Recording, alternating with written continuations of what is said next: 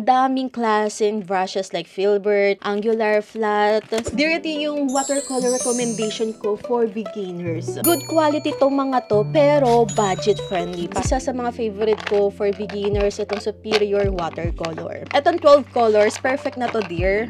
Pag nag-i-start pa lang kayo, kasi may mga primary colors na siya. Semi-moist solid watercolor. May kasama na ring water brush, isang sponge. Pwede na kayo dito mag-mix sa mismong lid niya. Sa brush, dear, ang daming klaseng brushes like Filbert, angular, flat. Ang pinaka-masasuggest ko, itong round brush. Kasi universal brush to. You can do almost everything. Nylon yung bristle. Medyo malaki-laki to. Kailangan natin ng detail brush. May binibenta rin tayo per piece. Ito, parang necessity ko tong white pen. Sa watercolor kasi, kung gusto mo ng highlight, wag mo lalagyan ng paint.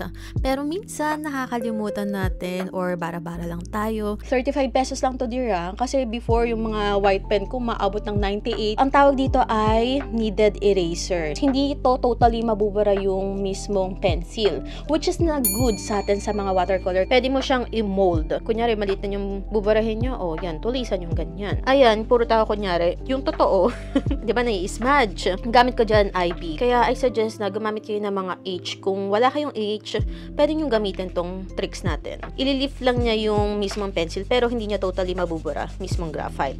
Andyan pa rin yung sketch natin. And then, masasuggest ko pa, kunyari, nag-sketch na kayo gamit yung pencil. And then, patungan nyo ng colored pencil, like yung red, blue, green, depende sa preference nyo. Burahin nyo, hindi mabubura yung graphite. And then, may iiwan lang dun yung colored pencil. And then, hindi siya mai-smudge. Dapat pala nilagay ko siya sa, art tips natin. Sa part 2. Nag-iipon tayo ng mga sasabi kasi baka mamaya wala na akong masabi.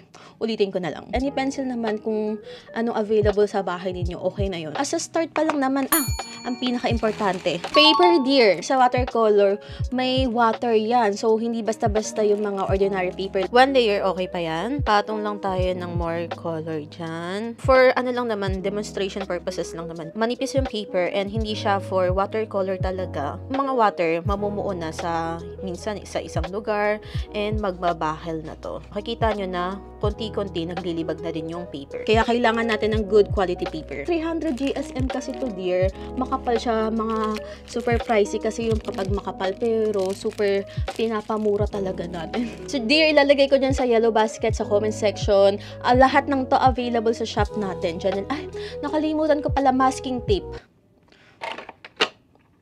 Lang masking tape dito.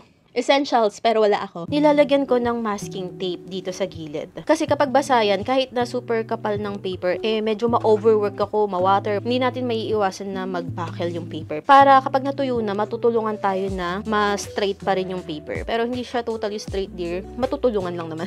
I suggest, dear, na gumamit kayo ng 2 jars. O yan, kanyari, mix-mix dyan, ganyan, painting-painting. And then, gusto nyo linisin, wash-wash.